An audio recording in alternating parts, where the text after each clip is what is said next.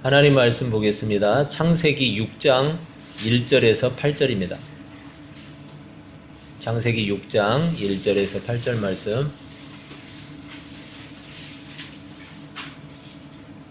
창세기 6장 1절에서 8절 말씀 한 목소리로 같이 읽겠습니다. 시작. 사람이 땅 위에 번성하기 시작할 때에 그들에게서 딸들이 나니 하나님의 아들들이 사람의 딸들의 아름다움을 보고 자기들이 좋아하는 모든 여자를 아내로 삼는지라. 여호와께서 이르시되 나의 영이 영원히 사람과 함께하지 아니하리니 이는 그들이 육신이 됨이라. 그러나 그들의 날은 120년이 되리라 하시니라. 당시에 땅에는 네피림이 있었고 그 후에도 하나님의 아들들이 사람의 딸들에게로 들어와 자식을 낳았으니 그들은 용사라 고대에 명성이 있는 사람들이었더라. 여호와께서 사람의 죄악이 세상에 가득함과 그의 마음으로 생각하는 모든 계획이 항상 악할 뿐임을 보시고 땅 위에 사람 지으셨음을 한탄하사 마음에 근심하시고 이르시되 내가 창조한 사람을 내가 지면에서 쓸어버리되 사람으로부터 가축과 기는 것과 공중의 새까지 그리하리니 이는 내가 그것들을 지었음을 한탄함이니라 하시니라. 그러나 노아는 여호와께 은혜를 입었더라. 아멘. 여러분 반갑습니다. 한 주 동안 잘 지내셨죠? 네, 같이 인사 한번 하시고, 네, 반갑습니다.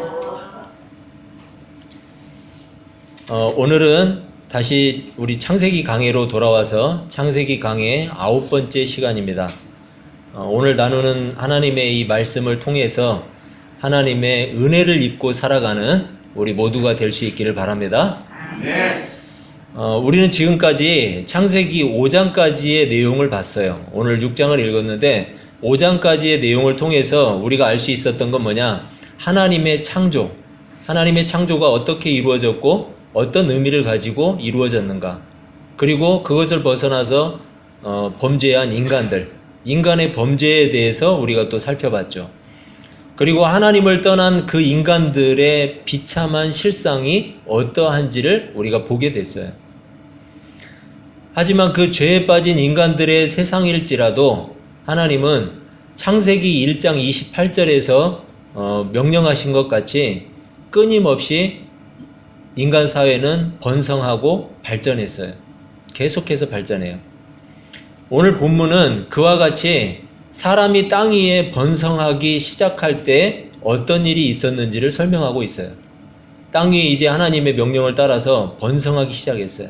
그때 어떤 일이 있었는지. 우리가 잘 알고 있듯이 지금 우리는 과거에 상상할 수도 없었던 일들을 눈으로 보면서 살아가고 있어요. 그죠? 여러분 우리 10년 전으로만 돌아가 보면 지금 나타나는 현상들에 대해서 전혀 예측하지 못한 것들이 많아요. 그런데 그런 것들을 우리가 눈으로 보면서 살아가죠. 돈만 있으면 불가능한 것이 없을 정도로 발전한 세상 속에서 살아가고 있어요. 그런데 세상의 발전과는 반대로 사람들은 점점 더 악해져만 가고 있어요. 세상은 돈이 최고라고 생각하기 때문에 돈을 위해서라면 사람 목숨은 전혀 귀한 것으로 여기지 않아요. 여러분 얼마 전에 뉴스에서 나왔는데 그 장기 밀매로 속여가지고 인신매매를 시도하다가 붙잡힌 사람들이 있어요. 그것도 우연히 알게 됐대요. 가출한 청소년들 대상으로 해가지고 얘네들 데려다가 장기 빼내서 팔아먹으려고 속였대요. 붙여가지고 장기 하나에 뭐 1억을 준다고 그랬다나? 그러니까 혹해가지고 간 거예요. 여러분 그렇게 해서 목숨을 잃어버리면 누가 알 거예요? 모르잖아요. 그리고 윤일병을 죽게 한 그 주범이 수감 생활 중에도 계속해서 가혹행위를 했다고 그러죠. 참 정말 반성하기는커녕 그 때문에 추가로 30년이 더 구형이 됐대요. 추가로. 최장 50년인데 50년을 채우고 나오고 싶은 모양이에요. 여러분 이렇게 악해져 가고 있어요. 그리고 여러분 세계로 눈을 돌려도 마찬가지죠. IS 보세요. 프랑스에서 그 테러를 일으켜가지고 수많은 사람들이 목숨을 잃었잖아요. 민간인들을 그렇게 무참하게 다 죽여버리고. 저는 조금 미운 게 이웃나라인데 일본이 정말 미워요. 일본은 하는 것마다 야비해요. 이번에 그 한국하고 야구를 하는데도 아주 정말 야비하더라고요. 근데 역전해서 이기니까 너무 통쾌했어요.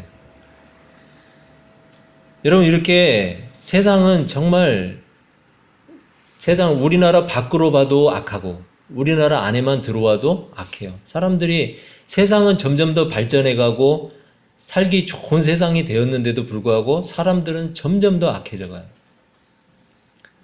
옛날 같으면은 살인사건 뉴스만 봐도 여러분 어때요? 막 가슴이 떨리잖아요. 근데 요즘에는 수백 명이 죽어나가도 눈 하나 깜짝 안 해요. 그만큼 우리가 무뎌져 있어요. 우리의 마음들이. 지금보다 더 악랄한 시대가 올 수 있을지, 그리고 온다면 어떨지 정말 끔찍해요. 오늘 본문 6장 1절을 보면 사람이 땅 위에 번성하기 시작할 때라고 이렇게 시작을 하고 있어요. 사람이 땅 위에 번성하기 시작할 때. 사회가 점점 더 발전하고 있다는 것을 알 수가 있는 거죠. 점점 더 사람들이 늘어나고 인구가 늘어나고 사회도 발전되고 도시국가를 형성하고 점점 더 발전됐을 거예요. 바로 그때에 그들에게서 딸들이 나오게 되었다고 이야기를 해요. 참 표현이 독특한데 왜 굳이 딸들의 출생을 강조하고 있을까? 성경에서 그 해답은 2절에 나와 있어요. 2절을 보면 먼저는 하나님의 아들들이 자기들이 좋아하는 모든 여자를 아내로 삼았다고 말을 하고 있어요. 하나님께서 정하신 돕는 배필이고 그리고 일생을 동행하는 파트너로서의 아내가 아니라 정욕의 대상으로서 아내를 취했다라는 거예요. 자기 눈에 보기 좋은 여자를 그냥 아내로 취했다라는 거예요. 하나님이 정하신 법을 심각하게 훼손하고 있죠. 정상적으로 바르게 세워져야 할 부부의 관계를 왜곡시키고 있는 거예요. 여러분 여기서도 알 수 있는 것은 죄로 인한 단절이에요. 죄로 인한 단절. 죄로 인한 단절은 먼저 하나님과의 단절이 일어나요. 그리고 그 다음은 사람 사이의 관계가 다 깨져버리고 단절이 일어나는 거예요. 특이한 사실은 뭐냐면 하나님의 아들들이라는 표현 그리고 사람의 딸들이라는 표현. 아들은 다 하나님에 속해 있고 딸은 다 사람에 속해 있나요? 그 얘기가 아니고 하나님의 아들들은 도대체 누구를 말하는 것일까? 그리고 왜 딸들은 사람의 딸들로 표현하고 있을까요? 이 두 가지 표현은 각각 어떤 특정한 사람들을 가리키는 표현이 아니에요. 하나님의 아들들이라는 표현은 본래 사람이 누구에게 속한 존재인지를 설명해 주고 있어요. 사람이 누구에게 속해 있죠? 본래 누구에게 속했어요? 하나님께 속한 존재잖아요. 하나님께 속해 있고 하나님께로부터 나온 하나님의 소유라는 거예요. 사람이. 하나님의 아들들이라는 표현은 그래서 본래는 경건하고 거룩한 존재였어요. 사람이. 그 사실을 강조하기 위해서 하나님의 아들들이라는 표현을 사용하고 있어요. 그런데 사람이 죄로 인해서 하나님을 떠나게 되고 이제는 경건함도 잃어버리고 거룩함도 잃어버리고 다 사라져버린 죄인으로서의 인간만 남게 된 거예요. 죄인인 인간. 따라서 이제는 모든 사람이 죄인의 혈통을 통해서 나오게 된 거죠. 죄로 인해서 에덴에서 쫓겨나서 그 아담과 하와의 후손으로 나왔다는 이야기는 뭐냐면 죄인의 후손이기 때문에 다 죄인인 거예요. 이미 하나님의 영광이 떠나버렸어요. 하나님의 은혜의 자리에서 떠나버린 거예요. 벗어나 버렸어요. 그렇기 때문에 사람 스스로는 그 누구도 하나님의 그 은혜의 자리에 들어갈 수가 없어요. 그렇게 단절돼 버린 거예요. 그렇기 때문에 아담과 하와를 통해서 나온 모든 자손들은 다 죄인의 상태에 놓이게 된 거예요. 여러분 이러한 표현을 통해서 사람들이 이미 하나님의 거룩하신 형상을 잃어버리고 죄의 영향력 아래 놓이게 되었다는 사실을 알리고 있어요. 사람의 딸들, 사람의 그 딸들을 통해서 나오는 그 모든 후손들이 이제 죄의 영향력 아래 다 놓이게 된 거예요. 다 죄인이라는 얘기예요. 그리고 하나님의 소유가 되기를 거부한 사람들이 살아가는 방식이 어떠한지를 본문에서 설명하고 있어요. 본문 2절과 창세기 3장 6절과는 나란히 평행을 이루고 있어요. 같은 방식으로 기록이 됐다라는 거예요. 여러분 거기에 표시된 걸 한번 보세요. 하나님의 아들들이 사람의 딸들의 아름다움을 보고 그랬죠. 보았어요. 그런데 창세기 3장 6절을 보면 여자가 그 나무를 본즉 보았다라는 표현이 나와 있죠. 이게 히브리어로 같은 표현이에요. 봤어요. 그런데 위에 6장 2절을 보니까 자기들이 좋아하는 모든 여자를 아내로 삼았어요. 그런데 창세기 3장 6절을 보면 먹음직도 하고 보암직도 하고 지혜롭게 할 만큼 탐스럽기도 한 나무인지라. 자기 눈에 보기에 좋았어요. 자기가 보니까 자기 눈에 보기에 좋았어요. 그래서 먹었어요. 이게 바로 창세기 3장 6절에서 말하는 죄라는 거예요. 하나님이 먹지 말라 했는데 자기 눈에 보기 좋은 대로 느낌대로 그냥 먹어버린 거예요. 하나님의 말씀을 어긴 거죠. 그런데 그 구조가 그대로 6장 2절에도 들어와 있어요. 사람의 딸들의 아름다움을 보니까 자기 눈에 좋아 보이는 대로 데려다가 아내를 삼아버렸어요. 취했어요. 취했다라는 뜻이에요. 먹은지라 삼는지라 같은 뜻이에요. 같은 언어예요. 우리말로는 다르지만 히브리에서는 같은 언어예요. 쉽게 얘기하면 뭐냐? 죄의 특성을 이야기하고 있는 거예요. 죄의 특성은 뭐냐면 하나님의 뜻하고는 전혀 관계가 없어요. 그냥 자기가 보고 자기 눈에 보기 좋은 대로 자기가 취하는 거예요. 그게 죄의 특성이에요. 하와를 통해서 죄를 짓게 되는 그 과정을 지금 오늘 말씀 속에도 그대로 그 구조를 넣어놓은 거예요. 그리고 그 죄의 영향력은 사람을 죄의 방식을 따라서 살게 만들어 놔버렸어요. 주인이신 하나님의 소유가 되기를 거부하는 것, 그리고 자신이 보기에 좋은 대로 살아가는 것, 이게 바로 죄의 방식이에요. 여러분 우리를 살펴보세요. 우리가 만약에 주인이신 하나님의 소유가 되기를 거부한다면, 그리고 내가 보기에 좋은 대로만 선택해서 살아가기를 원한다면 나는 여전히 죄의 방식 속에서 살아가고 있는 거예요. 한마디로 자신이 스스로 왕이고 주인이 돼버리는 거예요. 사사기 21장에서는 죄의 방식을 따라서 살아가는 사람을 이렇게 말하고 있어요. 한번 같이 읽어볼까요? 시작. 그때 이스라엘에 왕이 없으므로 사람이 각기 자기의 소견에 옳은 대로 행하였더라. 아멘. 여러분 이 사람들한테는 왕이 있었어요. 하나님이 이스라엘의 왕이었어요. 그런데 그 이스라엘의 왕이신 하나님의 뜻과는 관계없이 자기 눈에 보기에 좋은 대로 다 행동해 버렸어요. 그게 바로 사사기 시대에 있었던 타락상을 보여주는 거예요. 인간이 타락하고 하나님을 떠나버렸다. 죄의 영향력 아래 놓이게 되었다. 이것을 설명해 주는 거예요. 여러분 그러니까 하나님의 뜻하고 관계없이 내가 보기에 좋은 대로만 선택한다. 그것은 죄의 방식으로 살아가는 거예요. 내가 왕이고 내가 주인인 거예요. 비록 이 세상에 사람들이 번성하게 되었어요. 오늘 본문에서도 보면 사람들이 번성했다고 나와 있어요. 하나님을 떠난 그 사람들이 번성할수록 사람들의 죄 역시 번성하게 돼버린 거예요. 왜? 죄인들의 세상이니까. 죄로 인한 출생이 일어나니까 죄인들을 통해서 나온 죄인들이 또 나오고 낳고 하니까 죄도 번성하게 된 거예요. 세상 속에. 그리고 사람들은 죄의 방식을 따라서 살아갈 수밖에 없다는 사실을 오늘 본문을 통해서 알리고 있어요. 하나님을 믿는 우리가 하나님 앞에서 제대로 살아가고 있는지 점검해 보는 방법이 있어요. 어떤 문제를 만나거나 어떤 일을 결정할 때 그때 내가 하나님의 시각으로 그 문제를 바라보고 있는가? 그리고 하나님 편에서 생각하고 하나님의 방식을 따라서 결정을 내리고 있는가를 봐야 돼요. 만약에 내가 보기 좋은 대로 내 방식을 따라서 결정을 내리고 있다면 우리는 바르지 않은 결정을 내릴 가능성이 아주 커요. 여러분 혹시 지금 여러분 앞에 문제가 놓여 있나요? 혹시 놓여 있다면 하나님의 사람답게 하나님을 먼저 의식해야 돼요.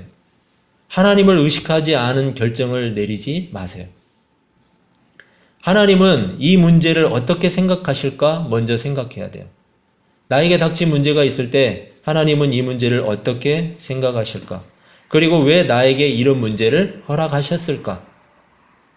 를 먼저 생각해야 돼요. 그리고 어떤 결정이 하나님 보시기에 바른 결정인지를 살펴봐야 돼요.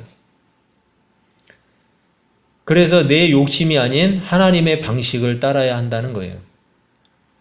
우리는 누구든지 끊임없이 문제 속에서 살아가요. 여러분 문제 없는 인생은 하나도 없어요. 이 세상 가운데. 끊임없이 하나의 문제가 해결되면 또 다른 문제가 생기고 또 다른 고민이 생기고 또 다른 아픔이 생길 수도 있고 기쁨이 있고 슬픔이 있고 반복돼요. 여러분 이 문제 속에서 이 문제들을 만날 때 우리는 하나님이 보시기에 좋은 대로 좋은 결정을 내리는 그러한 사람들이 되어야 돼요. 오늘 본문에서 하나님은 자신들이 보기 좋은 대로 행하는 사람들을 보셨어요.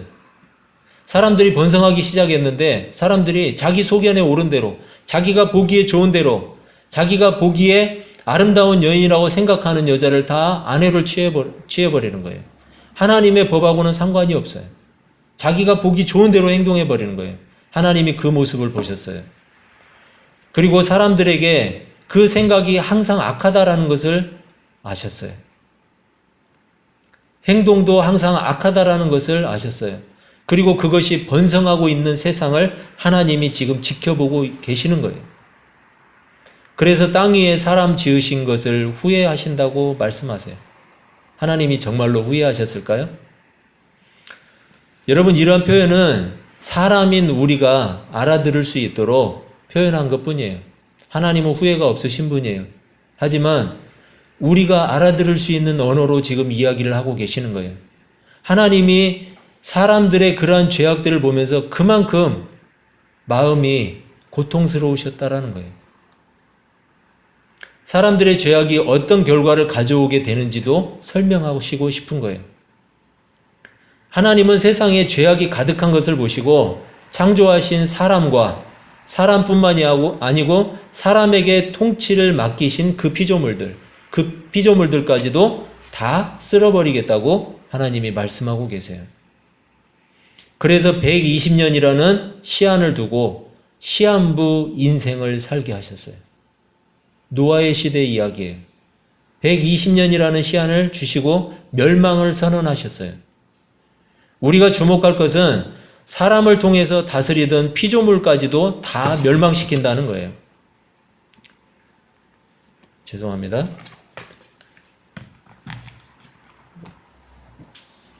빼고.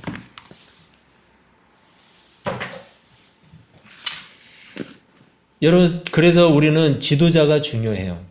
지도자가 어떤 사람으로 또 세워져 있는지, 그리고 그 그룹 속에 지도자가 누구인지가 중요해요. 가정에서는 남자가 중요하죠. 가정에서는 남자가 결정한 대로 방향이 정해지는 거예요. 요즘에는 그렇지 않나요? 네, 꼭 그렇지는 않지만 상위에서 가겠죠.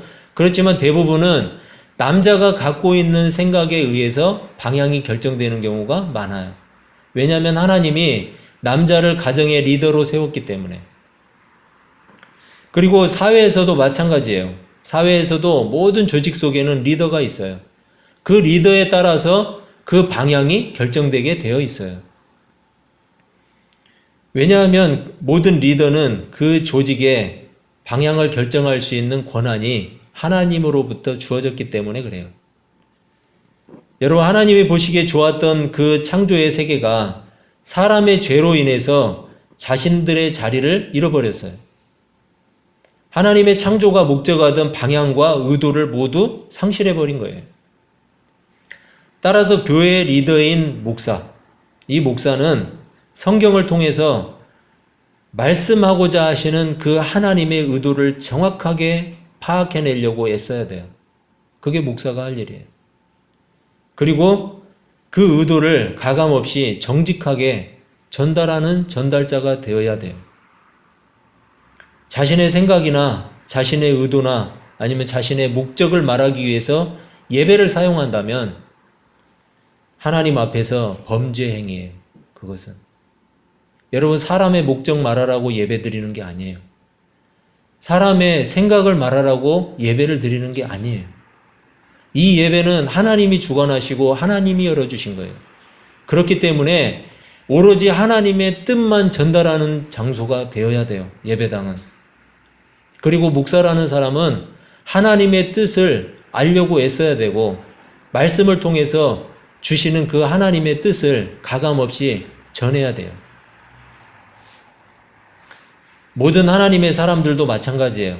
성도 여러분도 하나님의 말씀을 감상만 하는 사람들이 되어서는 안 돼요. 하나님의 말씀이 재미있나 재미없나 아니면 내가 듣기에 좋은가 좋지 않은가 이것을 감상하는 사람이 되어서는 안 돼요. 정직하게 전달되는 하나님의 말씀이라면 그 말씀을 따라 살기 위해서 몸부림을 쳐야 되는 거예요. 왜? 우리는 죄의 속성을 가지고 있거든요. 그 죄의 속성을 떨쳐버리기 위해서 피 흘리기까지 죄와 싸우라고 했어요. 성경은. 죄와 싸우면서 하나님의 뜻을 따라서 그 의도를 따라서 살기 위해서 주인이신 하나님의 뜻을 따라서 살기 위해서 나라는 사람을 온전히 하나님 앞에 복종시켜야 되는 거예요. 오늘 본문은 하나님을 주인으로 섬기지 않고 자신이 보기에 좋은 대로 살아가는 모든 인생이 결국 멸망의 길로 향할 수밖에 없다라는 사실을 보여주고 있어요.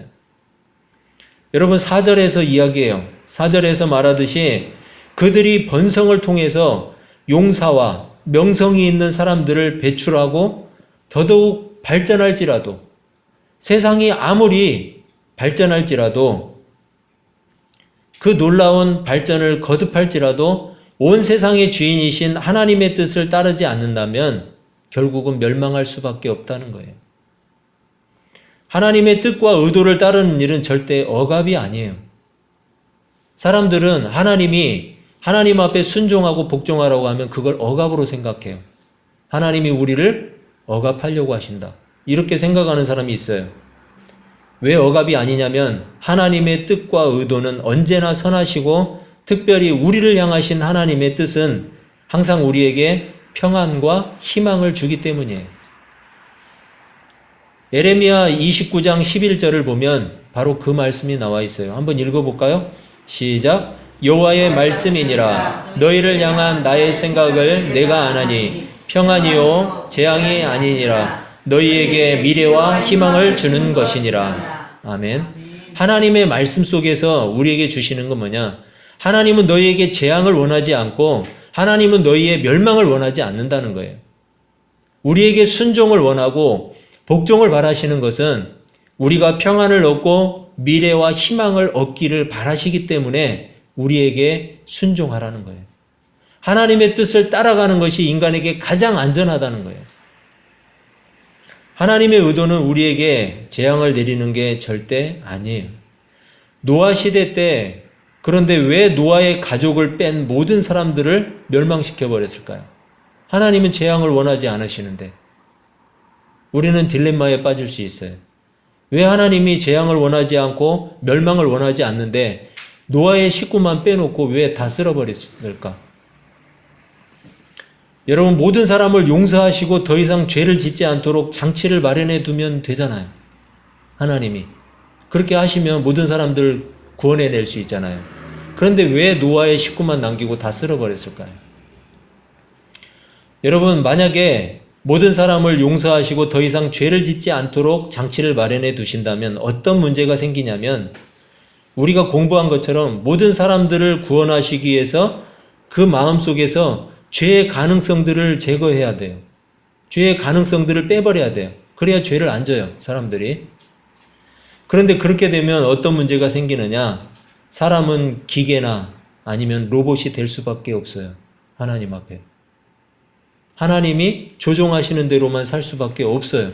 자유자가 아니라는 거예요. 하나님의 태초의 창조의 그 의도는 사람을 자유로운 존재, 자유자로 만드시는 거였어요. 그렇기 때문에 하나님의 뜻만 따라서 살게끔 미리 딱 프로그램을 입력해 놔버리면 그러면 로봇이죠. 그거는. 자유자가 아니죠. 하나님이 정하신 하나님의 법에 따르면 죄를 지은 모든 사람은 멸망하게 돼 있어요. 하나님의 법이에요. 죄의 싹은 사망이라고 했어요. 그렇다면 노아는 죄가 없어서 살려두신 것일까요? 죄가 없어서 살려두셨나요? 그렇지 않아요. 8절에서 말씀하고 있어요. 노아는 여호와께 무엇을 입었더라? 은혜를 입었더라. 여러분 그 말씀을 집중해 봐야 돼요.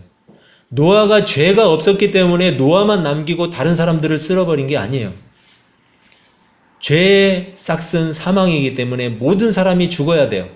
모든 사람이 다 하나님 앞에 멸망당해야 돼요. 그런데 노아는 하나님께 은혜를 입었어요. 자신의 조건이나 자격으로 구원받은 것이 아니라고 설명하고 있는 거예요. 성경에서. 그러니까 여러분 제발 좀 내가 하나님 앞에 구원받을 자격 얻으려고 노력하지 마세요.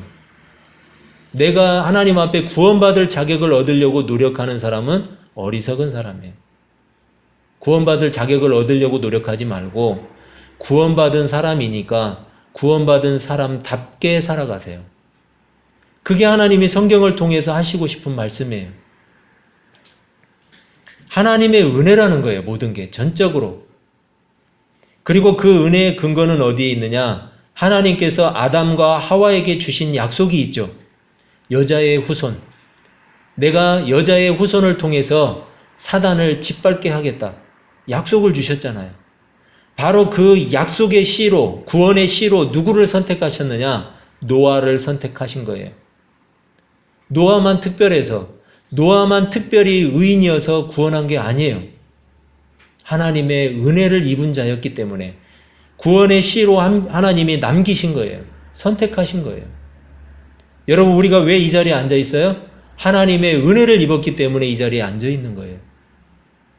하나님이 선택하셨기 때문에 이 자리에 앉아 있는 거예요. 우리 시대가 아무리 눈부신 발전을 거듭할지라도 반드시 그 끝이 있다는 것을, 마지막이 있다는 사실을 기억하면서 살아야 돼요.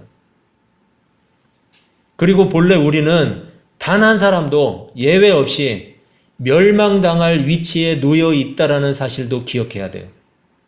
우리 중에 구원받을 자격이 있는 사람 하나도 없어요. 우리 스스로는. 에베소서 2장 3절은 그걸 말하고 있어요. 전에는 우리도 다 그 가운데서 육체의 욕심을 따라서 지내고 육체의 마음이 원하는 것을 하여서 진노의 자녀였더라. 본질상 진노의 자녀였다고 설명하고 있어요. 세상이 멸망당하고 우리가 멸망당하는 일은 죄에 대한 마땅한 대가이기 때문에 아무도 피할 수가 없어요. 세상은 멸망당할 수밖에 없어요. 왜? 죄에 빠졌으니까. 모든 사람은 죄인이기 때문에 멸망당할 수밖에 없어요. 왜? 죄의 싹은 사망이니까. 그렇다면 우리는 어떻게 해서 구원을 받는 걸까요? 다 멸망해야 되는데 우리는 어떻게 구원을 받게 돼요? 우리가 알고 있듯이 물론 예수 그리스도를 믿음으로써 구원을 얻게 되죠. 죄로 멸망당할 세상에 여자의 후손, 즉 구원의 씨로 오신 예수 그리스도를 통해서 우리가 구원받게 되는 거예요. 그리고 하나님 앞에 부름받고 구원받은 모든 사람들은 하나님의 약속에 의해서 오신 그 예수 그리스도를 통해서 은혜를 입은 사람들이 된 거예요. 노아가 은혜를 입은 사람이 된 것처럼 예수 그리스도를 통해서 부름받은 모든 신자들은 하나님 앞에 은혜를 입은 사람들이에요. 노아가 구원받을 만한 훌륭한 자격을 갖춘 것이 아니었어요. 오직 하나님의 은혜를 입어서 구원의 사람이 된 거예요. 마찬가지로 우리의 믿음이 아무리 훌륭할지라도 구원의 조건은 될 수 없다는 사실이에요. 여러분 중에 아무리 뛰어난 믿음이 있어도, 제 아무리 모태신앙이고 몇 대를 믿었어도 그 믿음이 구원의 조건은 아니라는 거예요. 구원의 자격은 아니라는 거예요. 여러분, 구원의 조건은 하나님의 약속에 의해서 이 땅에 오신 예수 그리스도 외에는 없어요. 그렇다면 우리의 믿음은 아무 소용이 없는 걸까요? 우리가 믿는 믿음 아무 소용이 없어요? 그렇지 않아요. 우리의 믿음은 아주 중요한 증거예요. 증거물이에요. 하나님께서 구원을 주시기로 예정하신 모든 사람들은 은혜를 입은 사람들이에요. 그런데 하나님의 은혜를 입은 사람들에게 나타나는 열매가 있는데 그 열매가 바로 믿음이라는 거예요. 그 열매가 믿음이에요. 하나님의 은혜를 입은 사람들이 내는 열매, 그게 믿음이에요. 따라서 우리 안에서 나타나는 믿음은 무엇보다 확실한 구원의 증거라는 사실이에요. 여러분, 구원의 증거를 갖고 계세요? 그게 바로 믿음이에요. 우리의 믿음이 하나님의 은혜를 우리에게 끌어내려 준 것이 아니에요. 우리가 열심히 믿고 열심히 부르짖으면 하나님의 은혜가 임하고, 안 그렇고 우리에게 믿음이 없고 하나님께 목소리가 좀 약하면 은혜가 임하지 않나요? 하나님은 그러신 분이 아니에요.